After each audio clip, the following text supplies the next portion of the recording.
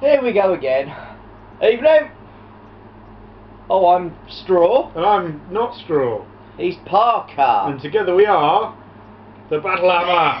Woohoo! Today we have most of you playing Guild Ball. Guild Ball. A game we both hate with a passion. I enjoy it a lot, and he wants Hates to it. enjoy it, but unfortunately hates it. Oh, it's a lovely game. It really is. You know, the guys that actually wrote it are really nice guys. Shout out to Matt and Rich. Matt and Rich. And the game, it just flows so bloody well, doesn't it?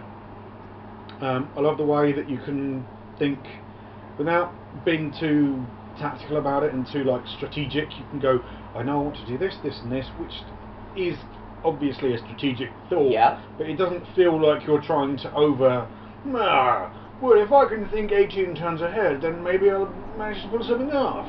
It just flows. You can think 18 turns ahead, but the game changes so quickly as well that you can't. That's right. You know, it's all on that momentum. That's the one. Momentum and influence and all of that. You know, who do you? Well, I've got all my guys with their influence points, so it's now my turn. Who do I take first? Yeah. I like that. You kind of your two key what do you call it?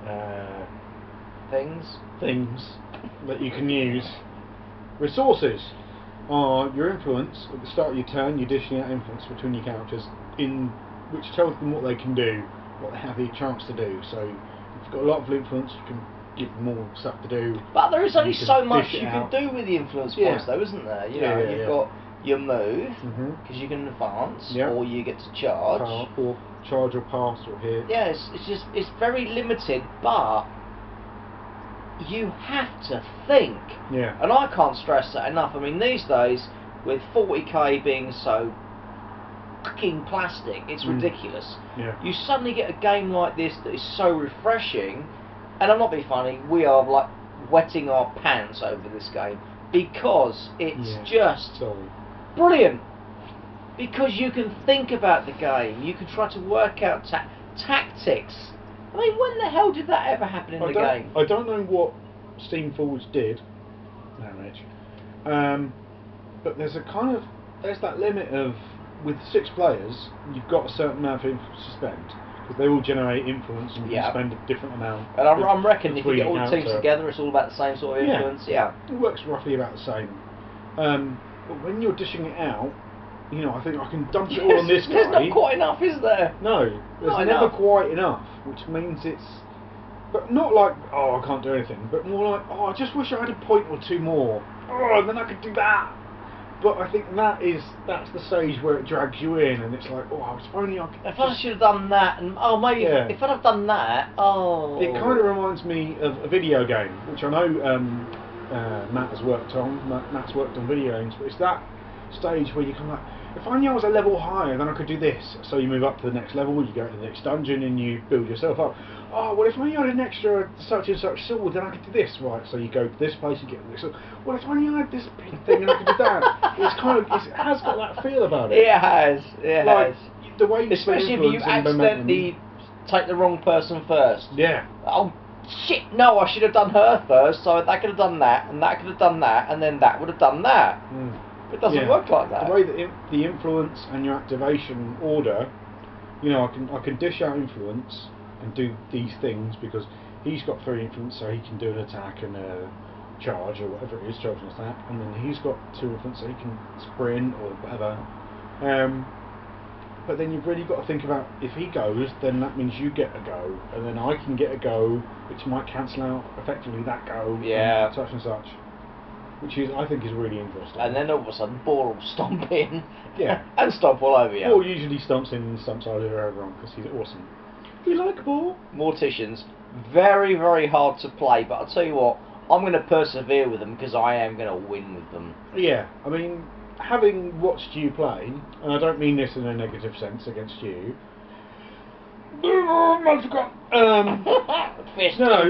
Seriously, I think if you can work out how Obulus plays and how Silence plays, I think you put them two together, and you get Cosset. Or if you get Cosset, silence and the bird, all in the same kind of area, that's that's a winning combination. There's a lot of potential to do certain things. Yeah. But you have to kind of time it right and move it right and get the correct manoeuvre each time. Well, look at that. At the end of that game, I had like how many momentum points at the end of 15? 15 bloody momentum points.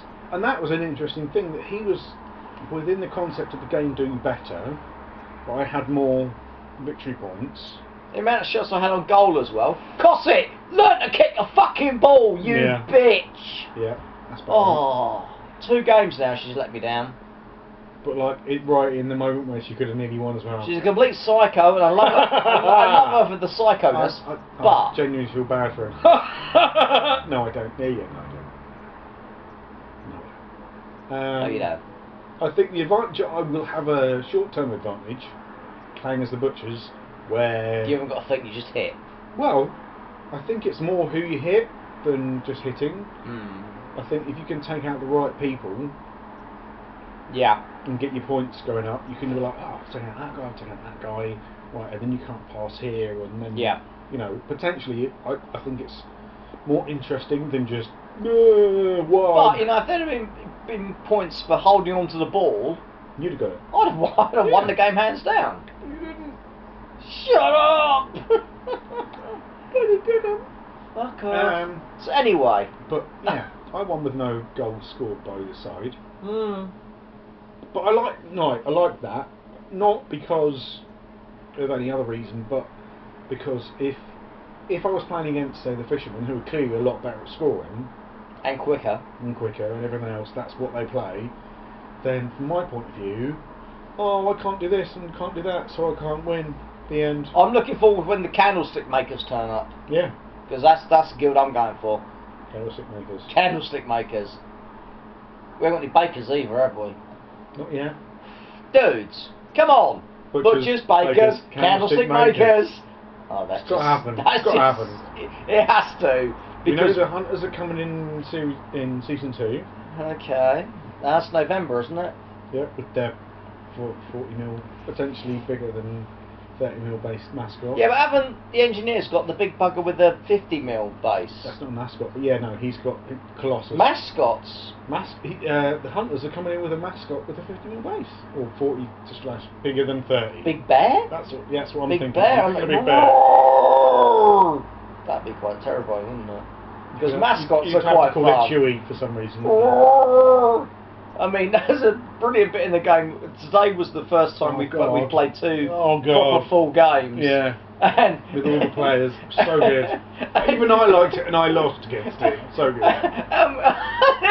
2 points of the game which had me in stitches was watching mascots from both teams trying to rip the shit out of each other. Was brilliant. But my highlight was seeing Boiler. Yeah, my little apprentice. Smashed the fucker, Alright, we get involved? Casket goes, I don't think so. Boshes him, throws him in the casket. Oh my god. There's a big fella, wears a coffin on his back. Coffin on his back. There's this little kid go. So good. Oh, that kept me going for the entire game. I quite liked, because we were the way we were playing. And I had because we're still learning. Yeah, we're still learning. My mascot Princess managed to face off against his mascot Dirge, and squawk. Big crow, big dog, and the dog was going and actually didn't hit, and they quite liked they didn't hit. I can imagine this bird was going. What are you doing? Peck, peck. Twat. What are you doing? Row, peck in the face. Peck, peck, peck. What are you doing? And it was just, I think that's another thing I like. It plays how it feels, and it feels how it plays. It was such a fun game. It really was. I said, that's the first time we've done a proper, 6-player game. Yeah. We did 2 games. I lost them both, but I tell you what, I don't care because it was so much fun. That's exactly what I said when I was writing on the blog, thebattlehammer.com. Go and check it. When I was saying about when we played the demo games, and I was like, I lost, but it was fun. You don't care. It was You fun. really don't care. So go to www.guildball.com. find the downloadable stuff. Download it all. The stuff. It's all free. All the info. That's the beauty of this. These guys have done such a clever little thing. Yeah. It's all there. The rule book, the figures, the tokens, everything. If you don't want to have to buy anything, you don't have to. But you probably will. You will. Your game. You bloody will. And the models are really lovely. I've had a lot of fun over the last week and a bit painting the models. We're crap at painting, but I tell you what, they are pant-wettingly models. Yeah. To work on. And you've only got to paint 6, 7, 8? 6. Yeah. Like 6 for a team plus a couple of extras. It's not hard. You know, but they're all individuals, so they're all a bit fun. The only issue I personally have had is because they're air orders, and then models are a pain in the ass. Yeah. Like, it's not anything against Steamforged. It's just from the old school gamers. Yeah. Working with metal. Yeah. Working with metal. But apart from that, been great. Loads of fun. It has been really good fun. We are really enjoying this, and the best bit is last weekend we did a kind of round robin trying to introduce the rest of our little gaming group into Guild Ball. Yeah. And, you know, Chris was the engineers because he's an engineer. Hammett was a brewer because he's a barman. Grant likes fishing, so he played the fisherman, and they all loved it. Yeah. We were quite. It's going to cost them what? 50 quid. Yeah. For a full team, and if they don't even want to spend the money, they don't have to because we print them all, everything out that they need. Yeah. How is this not a good game? When you work it out, the money that you could spend, and what we liked, what I personally liked, it sounds like a cheesy little thing, but Shaw's got a 4x4 grass table that he's got for other games. What was it for? Everything. But specifically for Lord of the Rings strategy battle game, which is a good game, so go and check that out as well. But it's got a 4x4 grass table, so we set up a 3x3 within it. And you've got room around the edge. A little bit of room around the edge. We could sit down and play it. It didn't feel like you have to play this war game where you're all leaning over and moving stuff and spending half an hour waiting for the other person to do stuff, and you're still standing down at the wall and being like, oh, what's he going to do? Well, I don't know, it doesn't matter really. I'll just wait for him to finish and then I'll get shut up and make some saving throws, and then I'll. But that was funny because saying that is when we talked to Matt and Rich. And the thing we did with Battle Mallet, you know, the changing of the 40k rules, we said we changed it to the priority system from Lord of the Rings. They did exactly the same thing. Yeah. Makes you think. Us couple of monkeys, could be gaming gurus. Yeah. Gurus. Gaming people. But we're not. We're a couple of idiots, and we do this sort of stuff. So hopefully, people like you can occasionally have a laugh. Yes, indeed. And we're if you don't, then we are never going to We are never going to sit here and do an unboxing that tells you every card or stuff like that, because that's not what we do. There are companies out there that do that, I thought we were told and they do that so well. We don't. We're a couple of idiots that want to take the piss. If you've not seen the unboxing, check it out from our the Bloodthirster unboxing was possibly the best ever. Totally worth doing. Bosh! But that's what we do. Yeah. We're not here to be that serious. We're clever people. You know, we don't take ourselves too seriously. At all. At all, in fact. But you know. Yeah. So if you liked it, like it. If you want to subscribe, subscribe. If you don't do either of those things, we will hunt you down and kill you like the dogs you are. And please enjoy more battle hammering goodness. And as we said, if there's anything you want us to comment on, yes, any role-playing system, wargaming system, we've probably played most of them. If not, we've played something very similar. Yeah, just drop us a line, and we'll go, oh, piss off. No, we don't want to do that, or we will go, fuck it. This week we're going to do bolt action. We are going to kill all of them! Brah! Like that. But if you want us to examine Star Wars Armada, that may or may not happen in the future, / Imperial Assault / any of the Zombicide games. Oh, can't wait till bloody Zombicide Black Plague comes through. Oh, I'm so looking forward to that. Zombicide Black Plague, it's like a Zombicide variant, but set in the medieval times! With necromancers and stuff, it shall be very good. So, keep doing that.